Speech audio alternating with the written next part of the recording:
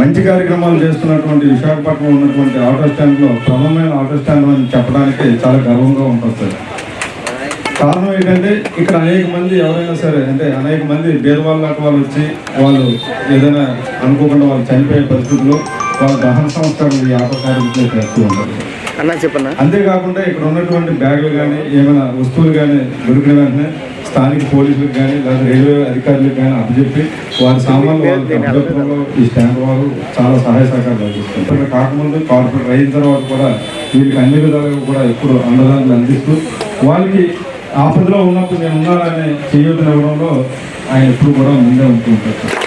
అదే కోసం మరి విశాఖ నగరంలో ఉన్నటువంటి ఆటో డ్రైవర్లకు అందరూ కూడా మరి అవగాహన కార్యక్రమాలు పెట్టి మరి వాళ్ళకు ఉన్నటువంటి కష్టాలు తెలుసుకొని వాళ్ళకి ఎటువంటి ఇబ్బందులు లేకుండా గౌరవ కమిషనర్ గారు సహాయం చేయడం జరుగుతుంది.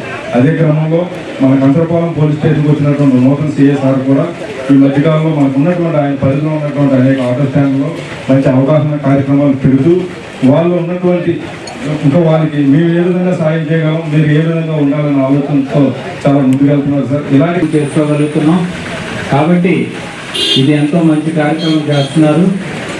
ఇంకొక విషయం ఏంటంటే పోలీసు వారు కూడా అన్ని విధాలుగా అవుట్ పోస్ట్ పెట్టి ఇక్కడ ఉన్న క్రైమ్ని చాలా మటుకు తగ్గించారు.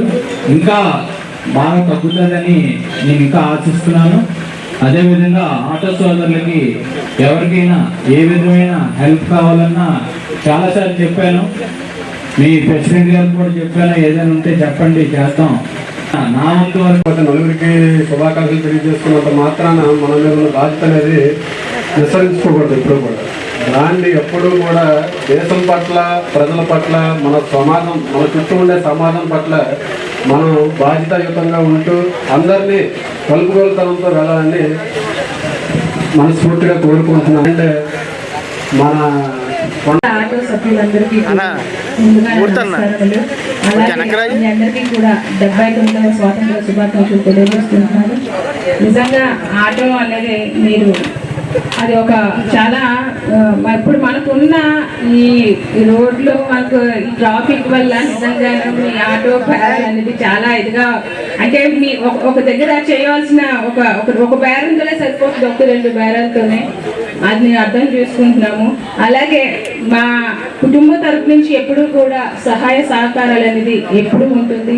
మాకున్న ఈ 7 నెలలే కాల పరిమితి కాకుండా ఎప్పుడూ కూడా మా ఆయన గారు జీవితాంతం కూడా మీకు సహాయం చేస్తూనే ఉంటారు. మా కుటుంబం తరపు నుంచి పోలీస్ అవుట్ పోస్ట్ పెట్టడం అనేది నిజంగా సంతోషకరం. మరి నేను కౌన్సిల్లో కూడా చెప్పి నేను స్టార్టింగ్లోనే నేను దానికి అర్జీ పెట్టడం జరిగింది. వాళ్ళు నిజంగా మనకి సహకారం అందించారు, మనకి పెట్టారు. అలాగే 41 వార్డులోని మనం నిజంగాను ఈ రైల్వే స్టేషన్ మా వార్డుకి ఆనుకొని ఉండడం వల్ల క్రైమ్ రేట్ అనేది చాలా ఎక్కువగా ఉంటుంది మనకి. అలాగే మన పోలీస్ వారి సహకారంతో ఆ క్రైమ్ రేట్ తగ్గాలని కోరుకుంటున్నాం.